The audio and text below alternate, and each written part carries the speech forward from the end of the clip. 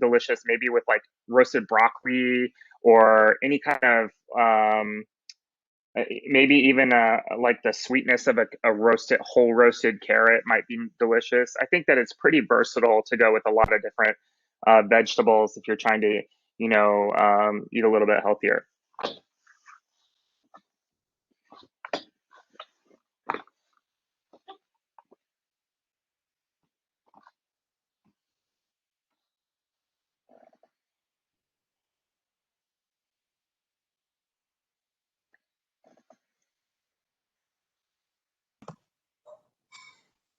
As everyone finishes up their salads, if you all need a few minutes to finish cooking, start cooking, or reheat the pasta, feel free to do so. And we can wait a few minutes until everyone's ready to move on to that dish. Just let us know in the chat.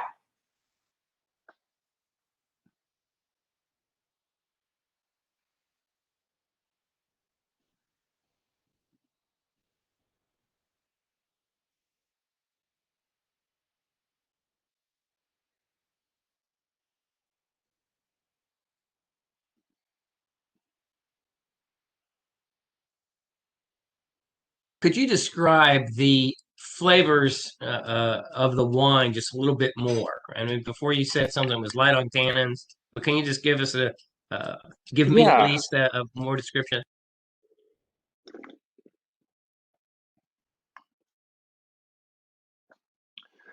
So I would say this is like a red fruit driven wine. So I'm getting like a tart cranberry, a little bit of black cherry on the palate. There's no presence of oak on the wine. I would say that the acidity is medium plus or kind of moderate, not too high, but definitely makes my mouth salivate when I take a sip of the wine. It makes me, if I have a bite of food and then I take a sip of wine, the wine kind of makes me want to go back for more food, I would think. It kind of, intensifies the saliva in your mouth to want you to eat more, which is kind of one of the reasons why we chose it. And I would just say that the finish is just like very, it finishes rather quickly. It's very smooth and pleasant. Let's say, what else would we say?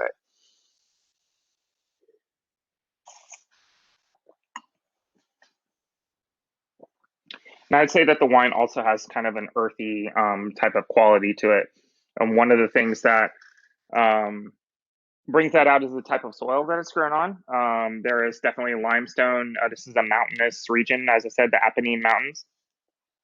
So there's a lot of limestone in the soil there, which kind of gives it that kind of, kind of umami kind of quality, mushroom, kind of savory herbs like thyme or rosemary kind of on the finish. I would think is indigenous to this varietal in particular.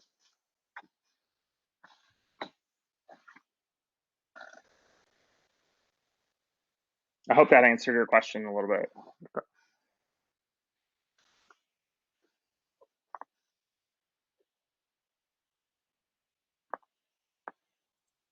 Yes, your answer was perfect. I often cannot, I can taste the wine, I can't describe it, but so it was very good for me. Thank you. Of course. How many has if you are cooking or whatever, and you have a moment to talk in the chat? How many of you have been to Italy or some of your favorite regions, or have traveled there? Is anyone?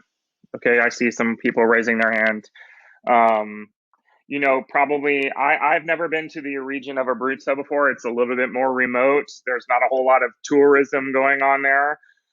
It's mostly agricultural kind of area and manufacturing.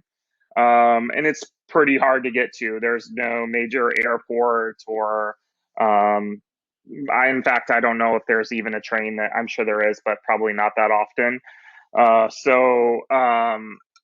This is somewhere that unless you're super into wine, you probably haven't been there or even heard of it really. But Tuscany, I see Pisa and Florence. Yes, the Pietoso family is from Firenze, from Florence. Chef Christian worked at a restaurant there. He was the original chef of Nicola's, and many of these recipes that we have here tonight were inspired by him. He actually, in Florence, worked at a restaurant called, let me see here. The name is escaping me, but the name of the chef is called Fabio Picchi. And a lot of these restaurants, including the Tunato and the cheesecake, I know for sure were inspired by a restaurant that he worked in there.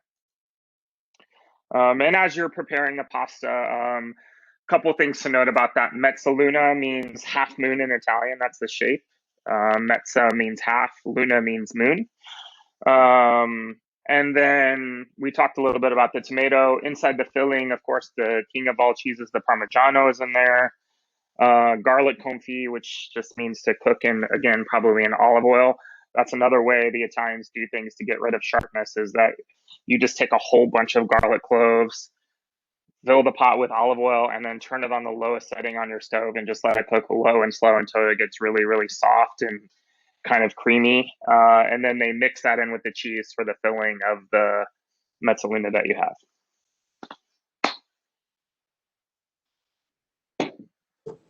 I was going to mention Joanne and I went to Tuscany with Nick Pietoso about 3 or 4 years ago, and we were over there. We were over there almost 2 weeks with him and his family.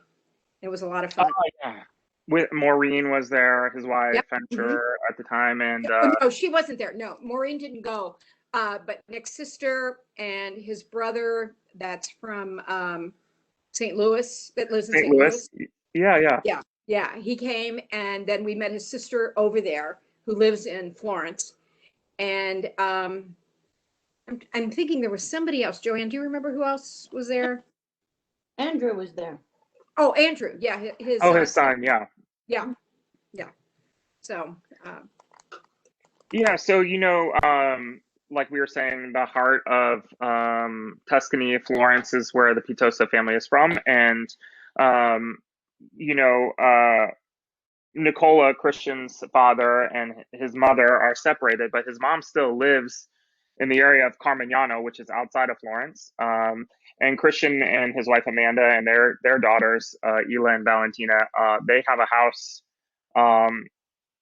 outside of Florence, and it's beautiful. They have olive trees there now that they're working on and making their own olive oil. And so I know I was speaking to Christian today, and I know that they are really missing the travel to there. They usually go there for 3 months every summer and take the girls to, help immerse them in the culture there, become bilingual. And so hopefully they're going back this summer once everyone's vaccinated is the goal. Does anyone still need some more time on the pasta?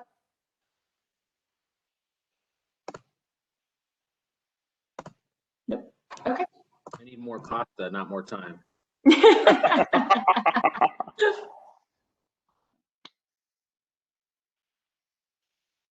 So I didn't try this dish yet at home because I'm in my office, and we'll eat it afterwards. But how is the sauce with the wine? Is it everyone enjoying? Cool.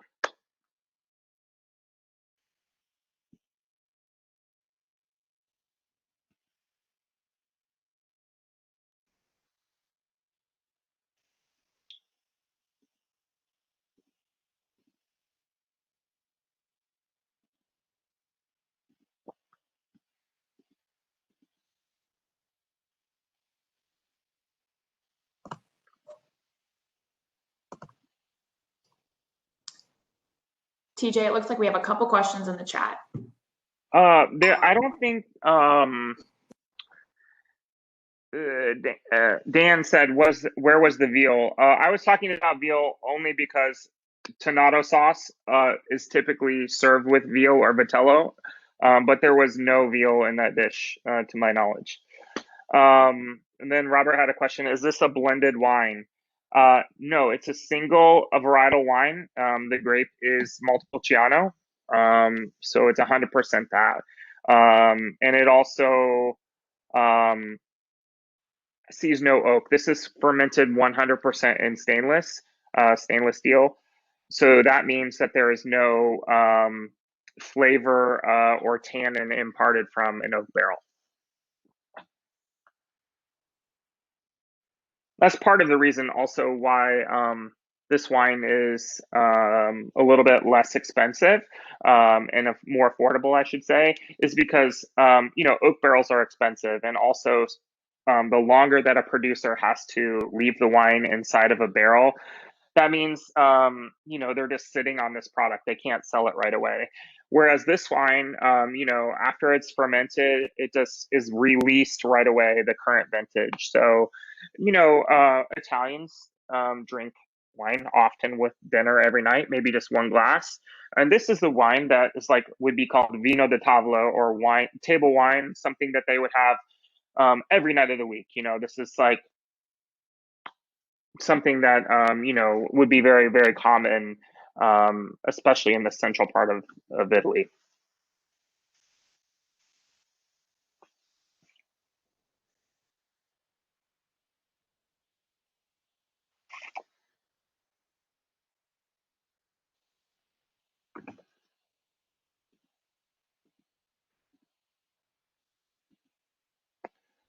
So as we're finishing up the pasta, the one Italian ingredient that stood out to me in the next course, of course, we have the braised beef, which is going to be the most savory and kind of rich kind of flavor that we're going to have tonight. So I think that this one will also go with that. Because towards the end of a multi-course meal, things you can kind of get weighted down, and you don't ever want to feel tired or overly full. So I think this wine will help with that. And the other ingredient that kind of really stood out to me was the cipollini onion, right? Which is the little round kind of cocktail onion. These are meant to be a little bit sweeter. I opened the package when I got home, and I was like, oh, they're beautifully caramelized and soft, and not overly assertive like a red onion would be. And so I think that that will also go really well with this wine, the sweetness of the onion and the wine, in addition to the beef, of course. But I thought those were really beautiful when I opened the packaging from Nicola's.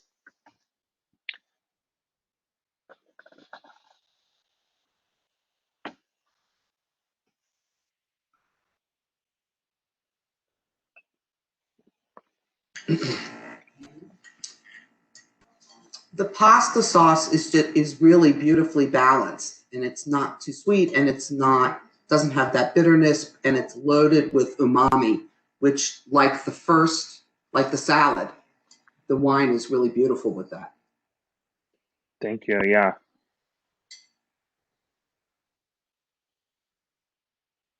One thing about these, all of the Pietosa restaurants is that I can say for a fact that they don't really cut any corners there, right? So this sauce was definitely cooked low and slow. I'm sure there was, lots of herbs and bouquet garni, all the things that you can't really see, but the flavor is there.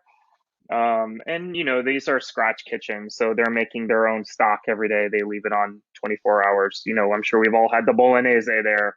This is iconic and something that takes a couple of days to make, starting from roasting the bones and all of this, making the mirepoix, cooking it down, adding water, cooking it down again. There's a lot of steps that go into it, but it may seem simplistic, but the flavor that you're getting is because of all the care that's gone in there.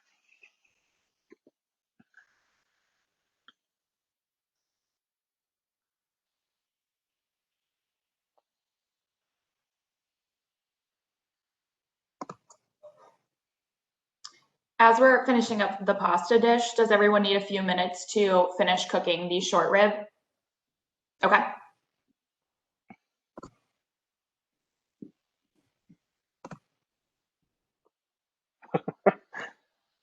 It's all good. No rush. No rush. Someone asked if they should chill the Moscato.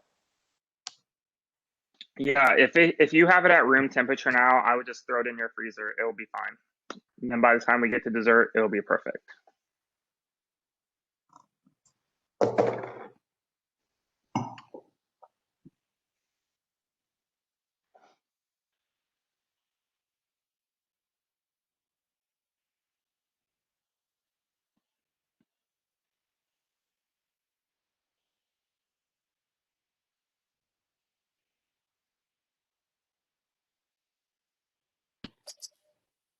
TJ, I might have missed this when I was up and down in the kitchen with the food, but if you weren't going to pair these with this Montepulciano, what might be a different selection that you'd recommend? Sure. Absolutely anything Sangiovese with this pasta would be great. So Brunello di Montalcino, Chianti Classico, those would be great. With the first wine as well, I think that a lighter bodied mineral driven white wine would have been great, such as maybe Arnese or something from Piemonte. And with the beef, certainly I think that also Sangiovese or possibly even kind of, a Super Tuscan blend or something with Cabernet in it might be really fun as well.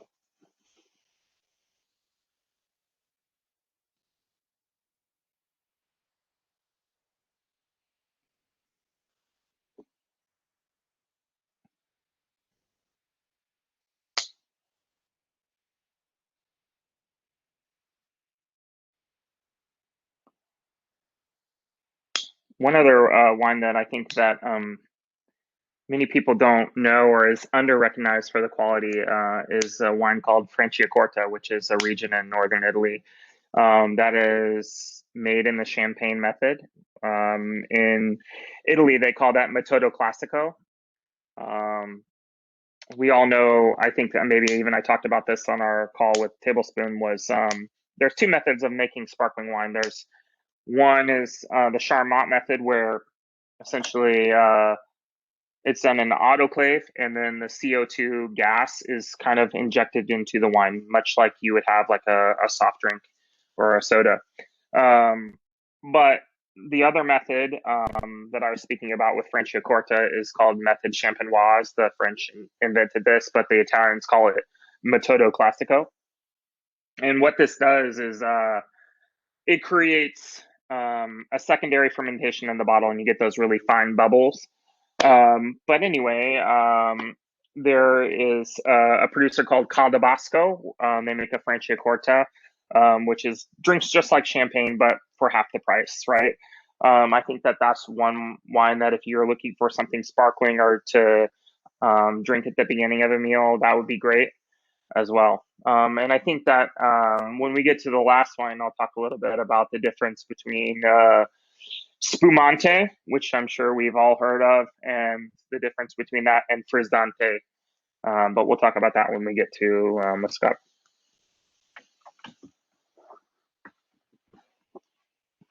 There you go. Hi there. I have a question. I'm always interested in the origins of food.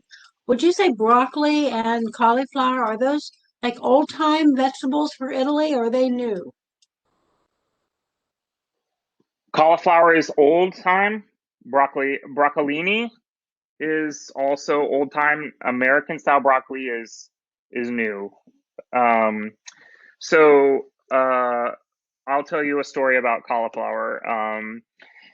So Nicola and his wife, they owned before they immigrated to the United States, they owned a produce market in Florence. And, as Christian was growing up, you want to get kids to eat their vegetables, right?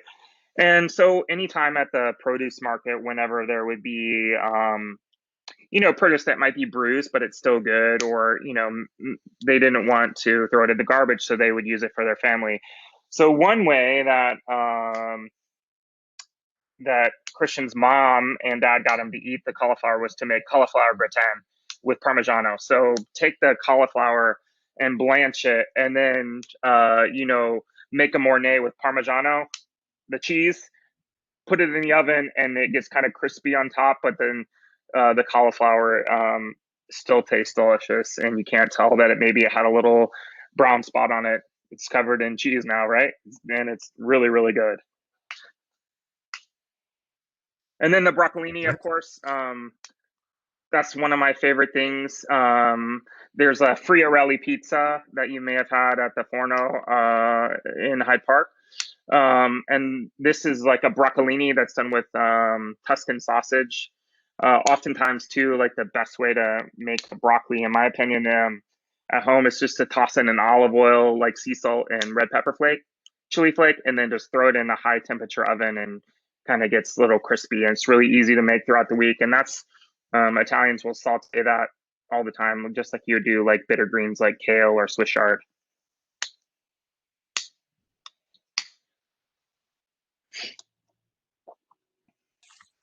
When we were fortunate to travel to Italy, I was always looking for stuff that had no tomatoes in it because I know tomatoes came later. That's exactly right. Yeah, they came in Napoli and they were not all over the place. Yeah.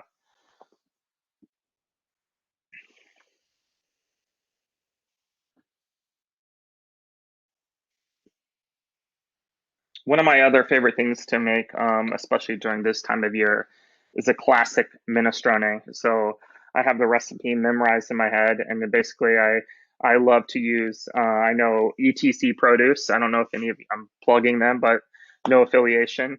They are really wonderful. They deliver fresh and locally grown when it's in season, but also from local indoor warehouses, fresh greens and whatnot. I found their products to be great. But anyway, I love to make minestrone, right? So it's super healthy: celery, carrot, onion, green beans, Tuscan black kale, a lot of cabbage, cannellini beans, a little bit of tomato paste, and then the secret that Christian will tell you and Nicola is the Parmigiano rind. It gives it the flavor and a little bit of saltiness to flavor all those vegetables. But I make like 2 huge batches of this, and then I like put it in the freezer. It's like the best comfort soup, especially this time of year, with a nice crusty piece of bread. It's the best dinner.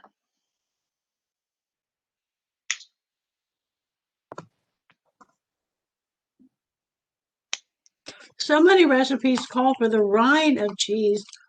Can you just buy that? Actually, I've seen it at Kroger, just the rind, like in the Maurice area before. Like they lessen the price because it's just the rind. But you just throw that in the last hour of simmering. You just throw the rind into the broth, and it gives it a really it adds umami and a little bit of saltiness. It's to an otherwise completely vegetarian broth made with water.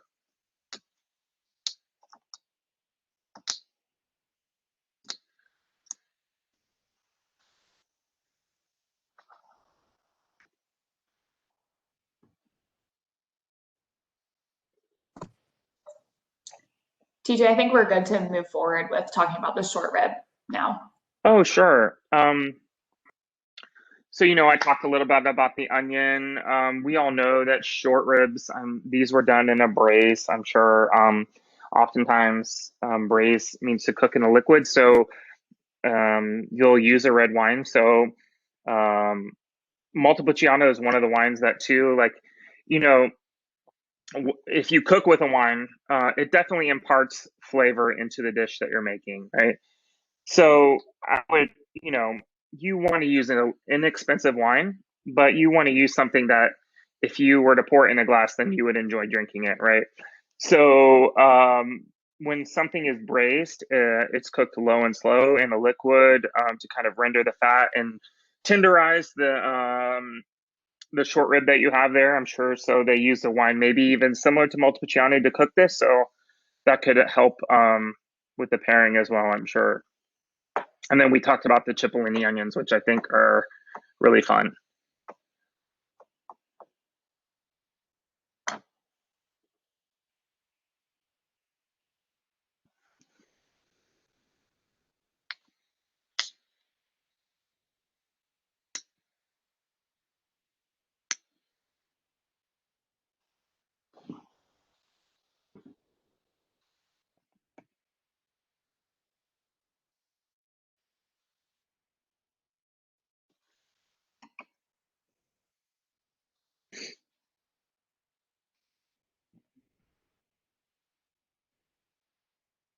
Years and years ago, I think my family made German style beef barley soup using short rib, and it was cheap meat, and it is not cheap now.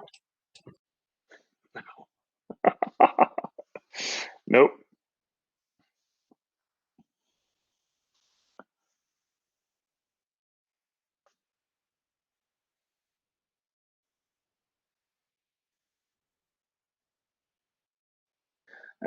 When the call began, I saw someone drinking white wine earlier. I'm just curious, is anyone else having anything else other than the wines that were with the dinner?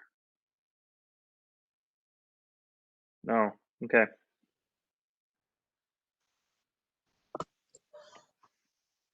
My friend who's doing this tasting with me doesn't really like red wine too much. And we just had a bottle of Moscato laying around, so that's what she's drinking. Oh, okay, cool.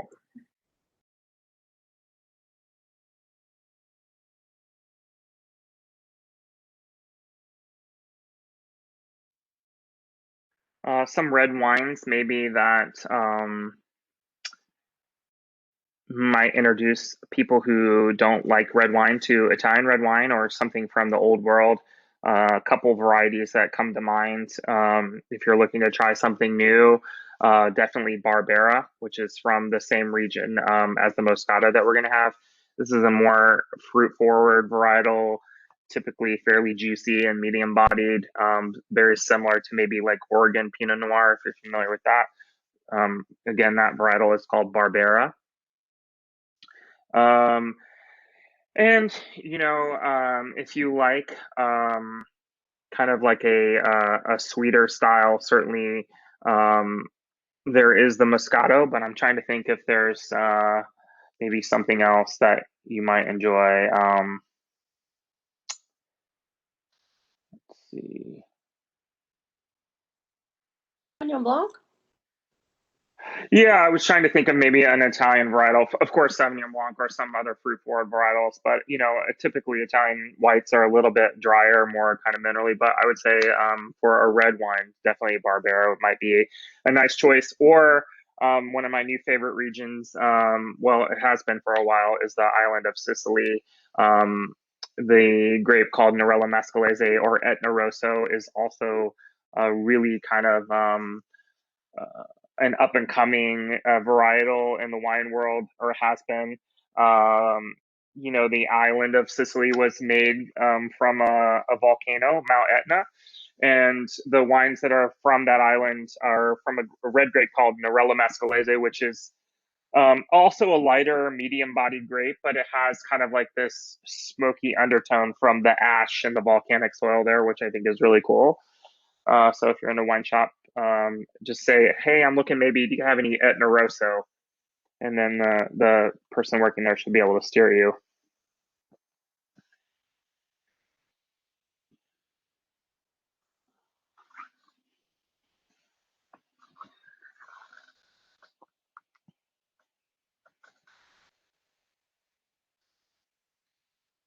How is this? How is the wine with the beef?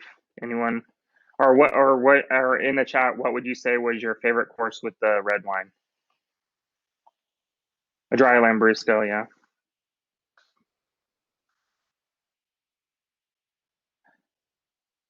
A super Tuscan, cool. The short rib.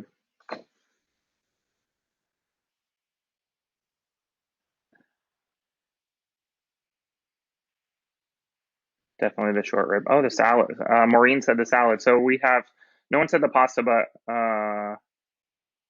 great. Gail said, what exactly is Lambrusco? So Lambrusco is a sparkling wine from Emilia Romagna. The big thing to know about Lambrusco is that the styles can vary drastically from being what they call secco or dry, or to a more sweet kind of style that would go with maybe like a cheese course or something like this. Lauren said the pasta, so everyone liked it for different reasons with every course. But yeah, Lambrusco is only made in true Lambrusco is only made in the area of Emilia Romagna, which is where um, a lot of other famous culinary products are from in Italy. But yeah, if you see the word secco, Secco, that means dry in Italian, and that means it'll be a dry style Lambrusco. And then there are other ones that are called sec, or kind of more of a sweeter kind of more residual sugar in the wine. And then they also vary in what we call extraction. So some of them may be like a little bit lighter in color or more kind of like a pink hue, and then others are a really deep red color.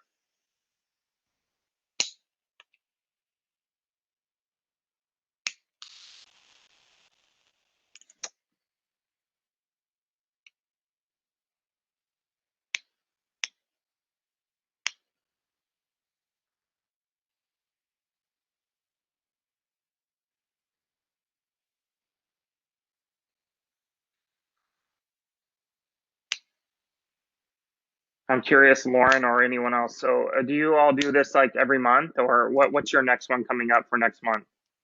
Yes, typically in person, we host them every month. And then since we've been virtual, we've had one every month with some different partners around the city.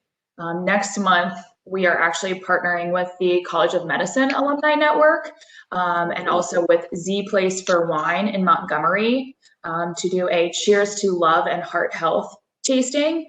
Dr. Rubenstein, who is a cardiologist, will actually speak on the call a little bit as well to talk about wine and heart health. Since February is National Heart Health Month. Very cool. Yeah, for those of you who don't know, Z Place for Wine, they're also one of my accounts, and the owner, the new owner, I should say, is her name is Leslie Julius. So if you stop in there, ask for Leslie, she's lovely, and she's building a more eclectic kind of boutique shop there. She has amazing chicken salad. If you're stopping in there, I sometimes get that for lunch. And it's just like a really cozy, unpretentious kind of wine shop right there in Montgomery. And then within walking distance, if you want some Italian food after you have a glass of wine, the Forno Montgomery is right there as well. Same family, Pietosa family.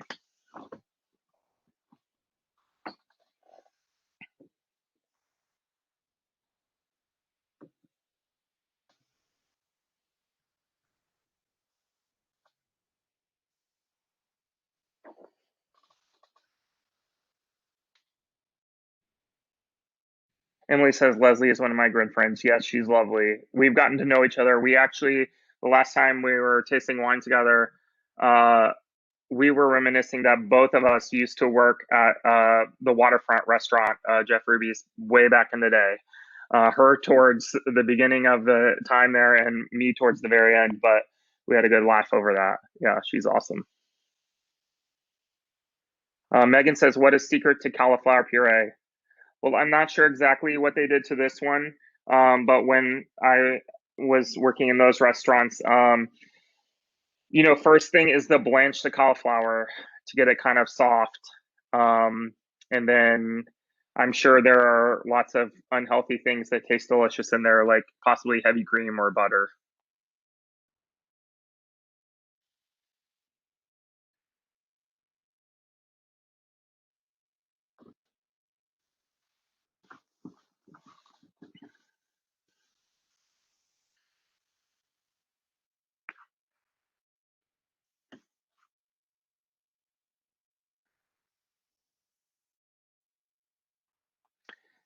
Christian also makes a cauliflower soup too, that the cauliflower is slowly cooked in milk to help it really soften.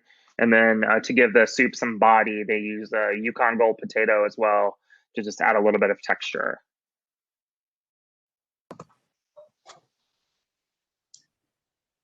TJ, overall, what is your favorite food and wine pairing? Oh gosh.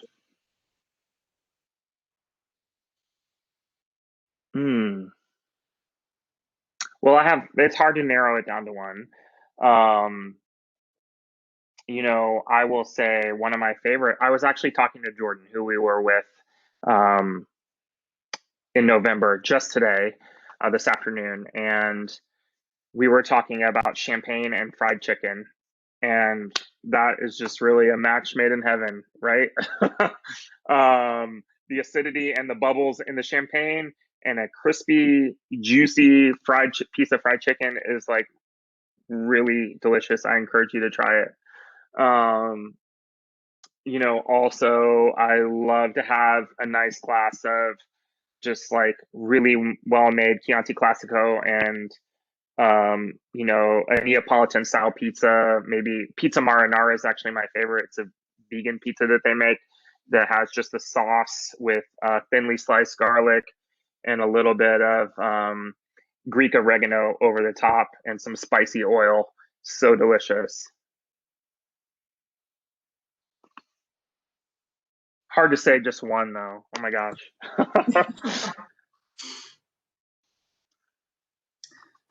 We'll give everyone a couple of minutes to grab their cheesecake and get ready for the dessert course, as well as grab your Moscato if you had put it in the fridge or the freezer.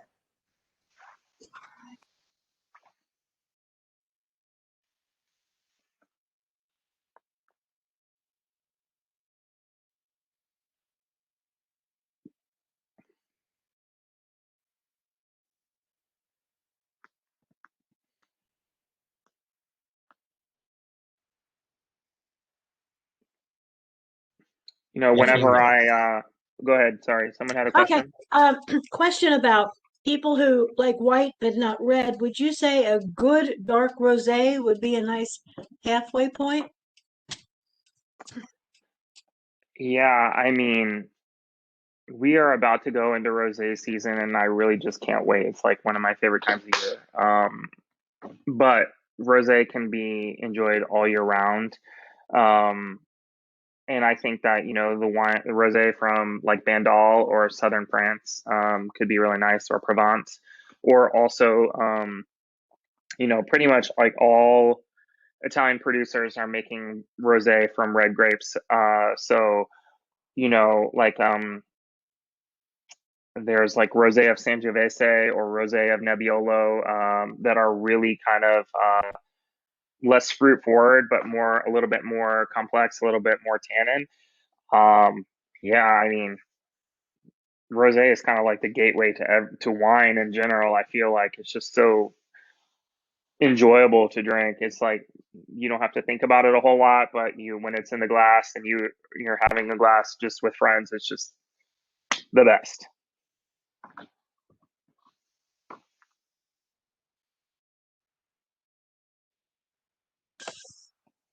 All right, so Lauren, we need a rosé tasting in the future when warm weather comes. Sure thing. Leave the poor girl alone. Hey, it's her job. And if they don't have conversation, then why are we doing this? You know? It's fine. I just can't tell her what she needs to do. Okay. Want me to pour some in the glass or wait?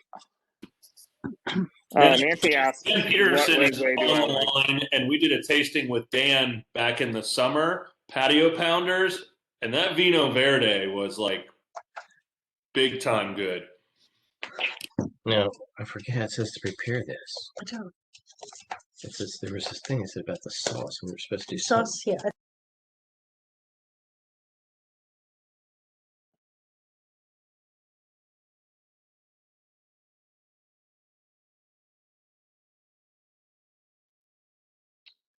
Nancy asked what rosé I like, and I really love rosé from all over the world.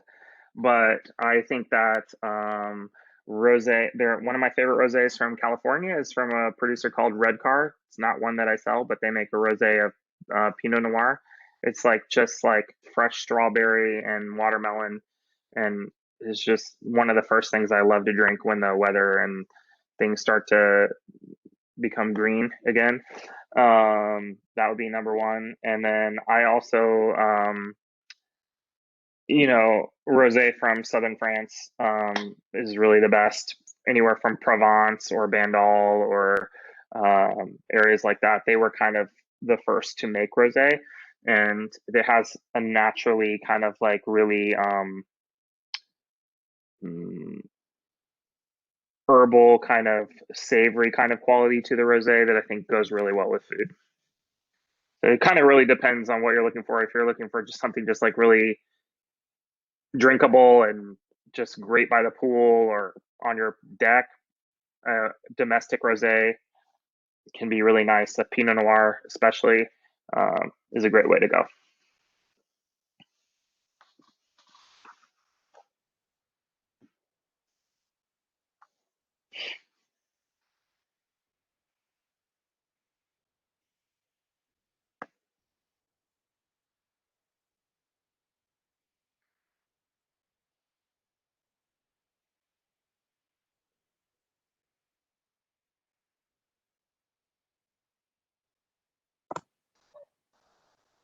TJ, I think we can go ahead and start talking about this last wine and the cheesecake. Yeah, of course. I saw you. I saw the bottle pass past your screen, so I knew that you moved on first.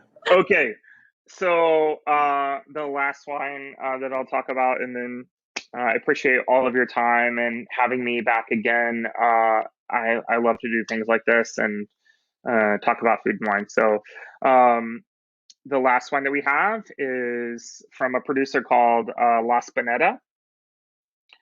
And then directly beneath the bird on the label, you see two words, Brico Quaglia. This means nothing other than it's the name of the vineyard where this Moscato is from. So a little bit about La Spinetta in general. This winery is founded by a gentleman called Giorgio Ravetti in 1977. And the first wine that they made was Moscato. They made this one, Brico Quaglia, and then they also made another vineyard called Biancospino. The wine that you have in your glass is made from the same vines that they were using in the 70s. So the vines are over 50 years old, and that makes this Moscato very special because La Spinetta was one of the first producers ever to make a single vineyard Moscato.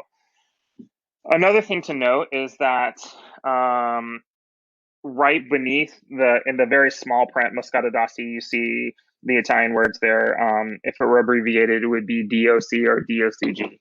This means that the Moscato d'Asti is in the town of Asti, which is in Piemonte.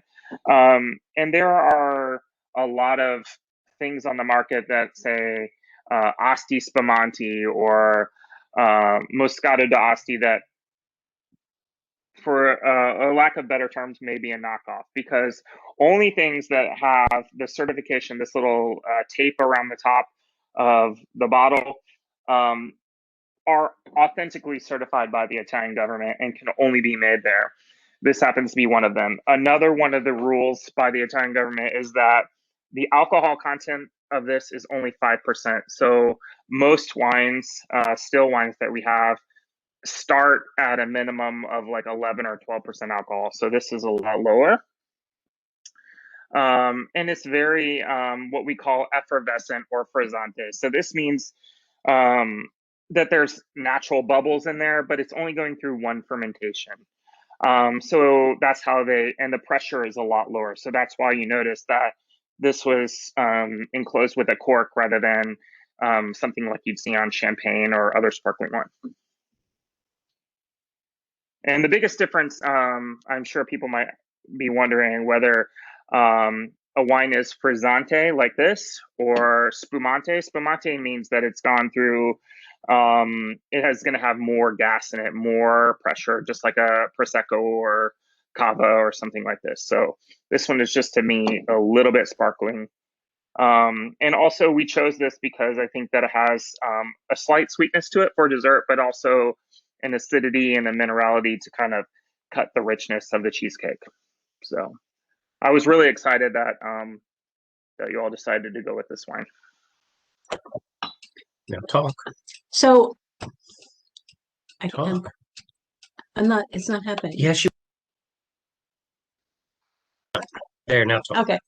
How would you compare Prosecco to Moscato?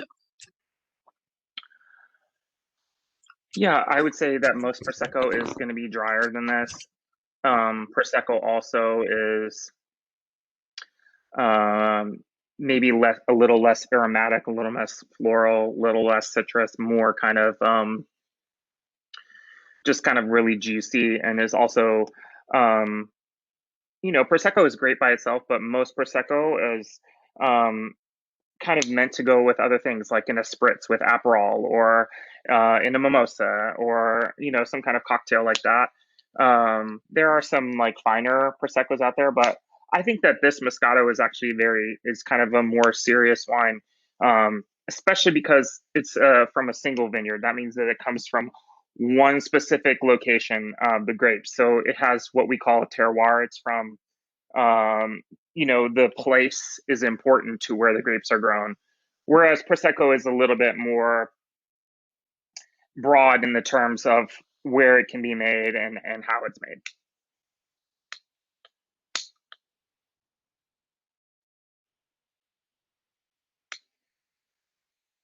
I haven't had this wine in a while, but I find it pretty refreshing, and just kind of I don't tend to like a ton of sweet wine, but I think this goes down very easily. It's quite delicious, I think. And does anyone else have any comments about this one?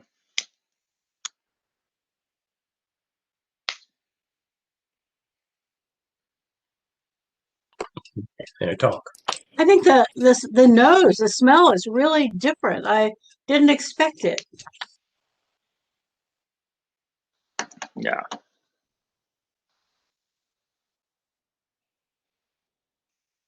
Good for Christmas morning. Yep.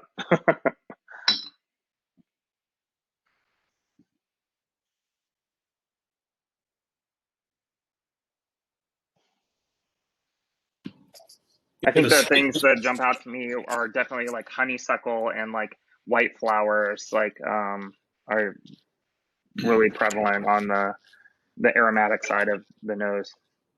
It's got a nice like sweetness to it that's not too like cloying. Yeah. Yeah, I agree with you. There's still acidity, and it's not a lot of Moscato that's kind of given maybe Moscato a bad name, but this is the one that's a little more serious, and it's not as flabby or syrupy like you would get from a lot of different producers.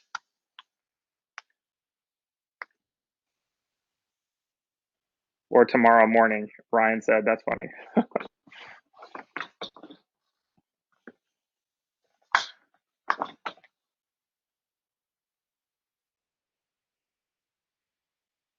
It does come in a larger size bottle, but we wanted you to be able to, between two people, enjoy what you had to open today. So and also control the cost. So I think, and sometimes, if you're drinking a sweet wine, maybe after a glass each, you might be done, right? So we thought this is the perfect size. Half bottle is also really fun if you like to age wines. Because it's in a smaller vessel, they'll typically become more mature more quickly.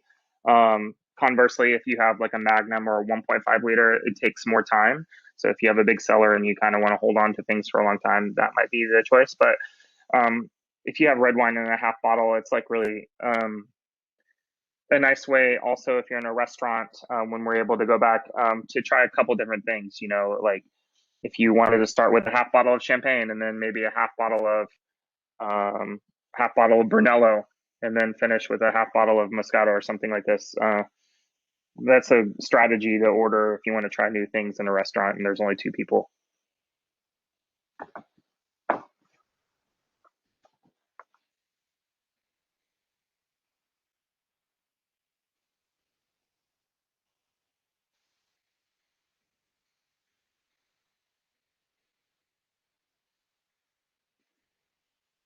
Cool. Well, Lauren, I don't know if anyone else has any questions, or if not, I can let you all enjoy the rest of your evening. It was a pleasure being with you all again. It was really fun, and hope you enjoyed my wines, and would be happy to chat again later in the year if you would like to.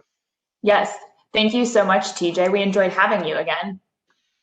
You're welcome. My pleasure. I love the Pietosa family. All the restaurants they have, both Fornos, Hyde Park, and Montgomery. Of course, Nicola's downtown and Via Vitae. Their sauce is also available in Kroger, which is delicious.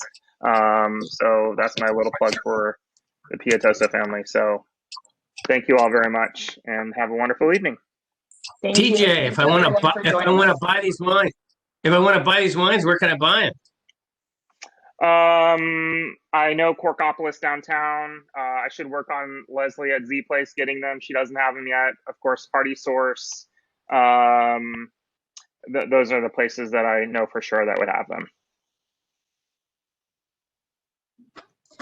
Thank you, TJ, and thank you everyone for joining us this evening. As I mentioned earlier, our next virtual tasting will be February 11th with Z Place for Wine, and UnCorked is partnering with the College of Medicine Alumni Network to have a cheers to love and heart health. So be on the lookout for those details.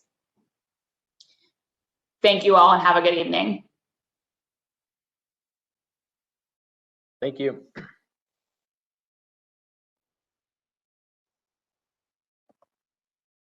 Thank you.